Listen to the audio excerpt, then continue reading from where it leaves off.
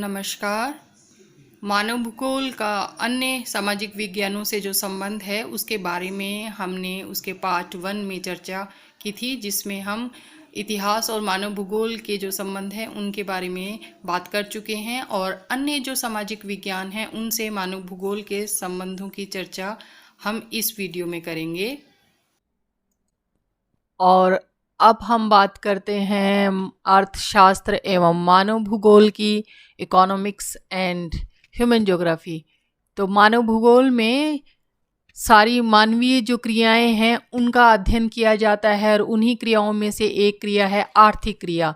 तो जैसा कि हम जानते हैं, अर्थशास्त्र मानव की आर्थिक क्रियाओं से संबंधित है, और इसके अंतर्गत पृथ्वी पर मानवीय आर्थिक क्रियाओं का विश्लेषण किया जाता है, उनको प्रभावित करने वाले जो नियम हैं और जो उत्पादन होता है, उत्पादन की शक्तियां हैं, श्रम के विभाजन हैं और अन्य कई जो आर्थिक बिंदु हैं उनका अध्ययन जो है वो अर्थशास्त्र में किया जाता है। जब इन सभी जो आर्थिक क्रियाएं हैं और ये आर्थिक जो बिंदु हैं, इन सभी का जब हम विश्लेषण किसी स्थान व समय के तौर पे जब हम करते हैं तो वो उनका क्षेत्रीय वितरण प्रतिरूप का अध्ययन हो जाता है। उसमें तब भौगोलिक जो तत्व है उसका समावेश हो जाता है, और मानव भूगोल में जो उसकी शाखा होती है आर्थिक भूगोल, उसमें मानवीय जो आर्थिक क्रियाएं होती हैं उनका क्षेत्रीय संदर्भ में अध्ययन किया जाता है।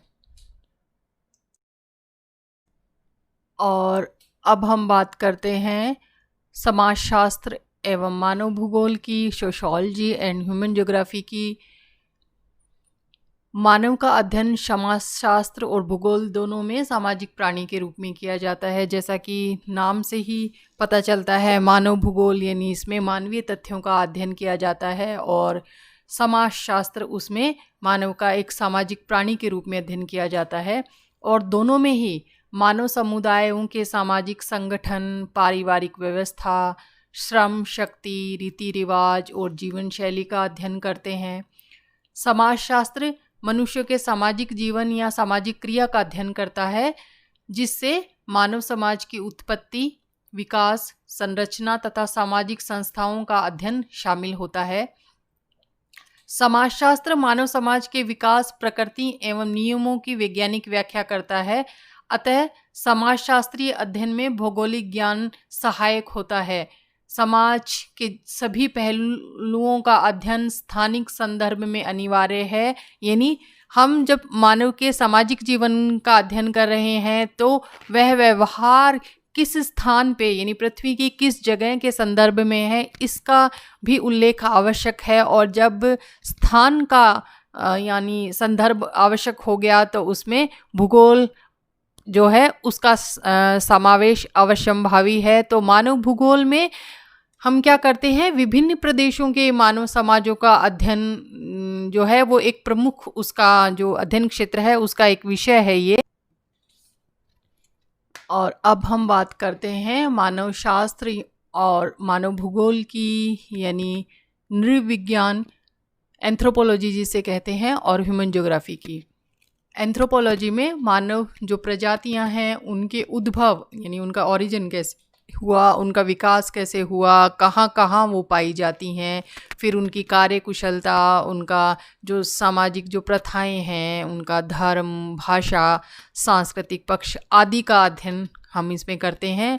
और मानव शास्त्र में जो मानव की प्रजातियां होती हैं उनकी भौतिक संरचना यानी उनका फिजिकल स्ट्रक्चर कैसा था, उनकी सामाजिक विशेषताएं आदि सभी का जो समग्र अध्ययन है वो मानव शास्त्र में किया जाता है।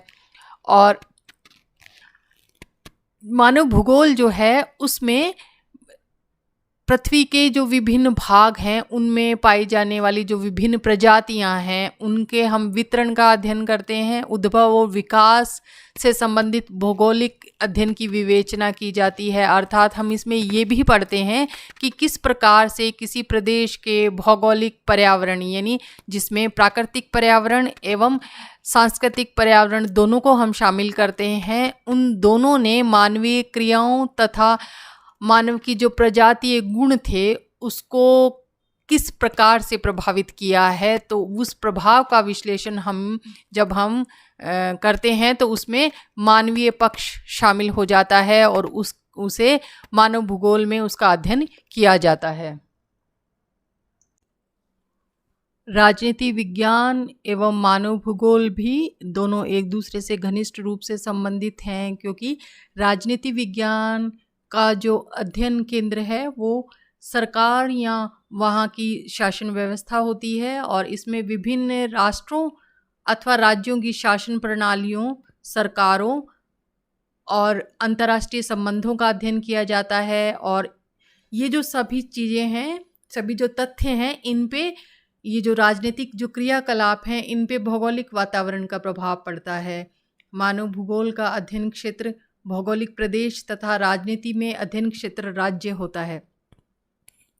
मानव भूगोल में राजनीतिक रूप से संगठित क्षेत्रों की सीमा, विस्तार, उनके विभिन्न घटकों, उपविभागों, भूभागों, संसाधनों, आंतरिक एवं बाह्य राजनीतिक संबंधों आदि का अध्ययन किया जाता है। यानी दोनों जो है विषय जो हैं उनमें जो मानव की राजनीतिक जो क्रियाएं हैं उनका अध्ययन किया जाता है। और जब उन्हीं राजनीतिक क्रियाओं का अध्ययन हम किसी भौगोलिक प्रदेश के संदर्भ में करते हैं तो वो मानव भूगोल के अंतर्गत आता है। और मानव भूगोल की जो एक विशिष्ट शाखा है राजनीति भूगोल, उसमें इन सारे जो भौगोलिक प्रदेश हैं उनका अध्ययन किया जाता है। और भू राजनीति जो है मानव भूगोल का एक अत्यंत ही अहम जो कहेंगे ना भाग है इसका एक। और जियोपॉलिटिक्स जो है उसने मानव के जो राजनीतिक जो क्रियाएं हैं उनको एवं जो अंतर्राष्ट्रीय संबंध हैं उनको प्रभावित करने में प्राचीन काल में भी बहुत महत्वपूर्ण भूमिका निभाई है। एवं वर्तमान समय में भी अगर हम अपने अंतर्राष्ट्रीय परिदृश्य पे नज़र डालें तो जियोपॉलिटिक्स जो है वो बहुत ही इम्पॉर्टेंट रोल प्ले कर रही है। और अब हम बात करते हैं मानव विज्ञान एवं सैन्य विज्ञान की। तो किसी भी देश की सीमाओं, उसके क्षेत्रफल, उसके संसाधनों, उसकी जनशक्ति एवं सुरक्षा का अध्ययन जो है वो मानव भूगोल और सैन्य विज्ञान दोनों में किया जाता है। और सामरिक जो स्थल होते हैं, युद्ध के मोर्चे के निर्धारण के लिए संबंधित जो क्षेत्र होता है उस क्षेत्र की भौगोलिक दशाओं की जानकारी, उसकी स्थिति, वहाँ पे किस तरह की रिलीफ हैं, किस तरह की वहाँ पे क्लाइमेट होती है, वहाँ पे किस तरह की वाटर बॉडीज़ हैं, जंगल आदि का ज्ञान जो होता है वो आवश्यक होता है। इसके लिए हम मानचित्रों यानी मैप्स की हेल्प लेते हैं, कार्टोग्राफी की सहायता उसके लिए ली जाती है। और इसके साथ ही साथ किसी भी प्रदेश की जो जलवायु होती है, वनस्पति है, शत्रु एवं मित्र देशों की जो जनसंख्या है, रीति रिवाज और परंपराओं, सभ्यताओं का ज्ञान भी सैनिकों को दिया जाता है। और ये सभी जो चीज़ें हैं, तथ्य हैं, वो मानव भूगोल से संबंधित हैं। पहले जब स्थल सेना की आवश्यकता होती थी, वैसे वर्तमान समय में भी स्थल सेना की आवश्यकता है, लेकिन प्राचीन काल में स्थल सेना के लिए इन सभी भौगोलिक तथ्यों की जानकारी होना, जैसे कि उच्चावच, जलवायु, जंगल, भूमि आदि का जो ज्ञान होना वो आवश्यक होता था। और वर्तमान समय में जो वायु सेना है उसने इन सभी चीज़ों के महत्व को थोड़ा कम कर दिया है, लेकिन सामरिक दृष्टि से अभी भी मानव भूगोल एवं सैन्य विज्ञान घनिष्ठ रूप में एक दूसरे से संबंधित हैं। और अगला जो विषय है वो है जनसांख्यिकी एवं मानव भूगोल, demography and human geography. Demography में हम वर्ल्ड या उसके किसी भाग की जो जनसंख्या होती है उसके आकार, उसकी संरचना एवं विकास के बारे में हम पढ़ते हैं। और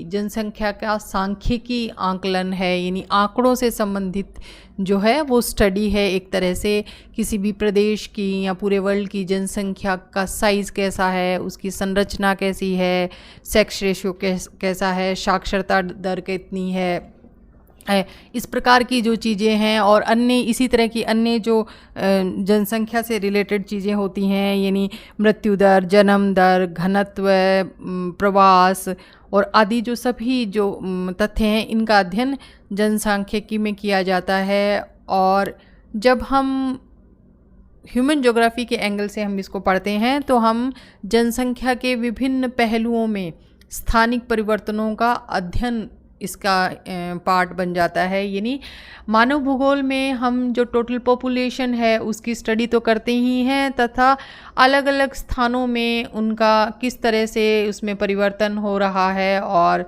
उस परिवर्तन का क्या कारण है उसका हम अध्ययन करते हैं। तो इस तरह से जनसांख्यिकी और मानव भूगोल जो हैं वो एक दूसरे से घनिष्ठ रूप से संबंधित हैं। और मानव भूगोल की जो शाखा का जन्म हुआ है, जिस शाखा का जनसंख्या भूगोल, इसमें हम इन सभी तथ्यों का अध्ययन करते हैं।